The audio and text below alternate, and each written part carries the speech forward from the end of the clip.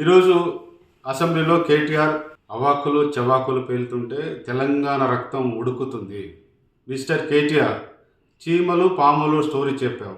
ఏ విధంగా చెప్పావు? ఏం ఉద్దేశించి చెప్పాను అంటే, తెలంగాణ ఉద్యమంలో చీమల్లాగా మేము పెడితే మీరు పాముల్లాగా వచ్చి మంత్రులు అయ్యారు, మీ కుటుంబం బాగుపడ్డది.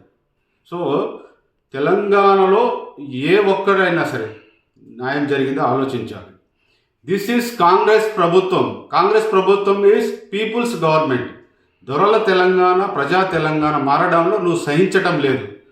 ఏ ఒక్క ప్రజలు కానీ, ఏ ఒక్క మహిళల్ని ఫోన్ చేసి మాకు ఇక్కడున్న హామీలు అందడం లేదు, కాంగ్రెస్ పార్టీ మోసం చేసింది ఎవరైనా చెప్పారా నీకు? ఎందుకు ఉలికి పడుతున్నావు? నీ పార్టీ, నీ కుటుంబం భవిష్యత్ తెలంగాణలో ఉండరు. మీ యొక్క బీఆర్ఎస్ పార్టీ పతనం అయిపోయింది. బీఆర్ఎస్కి నూకలు చెల్లిపోయినాయి.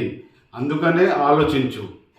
ఈరోజు రేవంత్ రెడ్డి గారిని నువ్వు ఉద్దేశించి కాంగ్రెస్ చీమలు పెట్టిన పుట్టలో పాములు అంటున్నావు. మరి సిరిసిల్లలో మహేందర్ రెడ్డి గారు ఆ రోజు అసెంబ్లీ మొత్తం తయారు చేసుకుని నియోజకవర్గంలో కార్యకర్తలు కాపాడుకొని ఉంటే నువ్వు ఆ రోజు పాములాగా సిరిసిల్లలో దూరలేదా?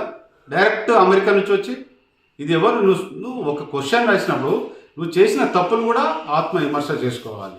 అదేవిధంగా ఏదైతే బట్టి గారిని ఎప్పుడు మా బట్టి అన్న దళిత మీద దొంగ ప్రేమ ఎందుకు చూపిస్తున్నావు అంటే ఆయనని అవమానిస్తున్నావు మేము భావిస్తున్నాం. నువ్వు అంత దళితుల మీద ప్రేమ ఉంటే 10 సంవత్సరాలు దళిత ముఖ్యమంత్రి ఎందుకు చేయలేదు? దళిత బంధువులు ఎంత అవినీతి చేశారు మీరు?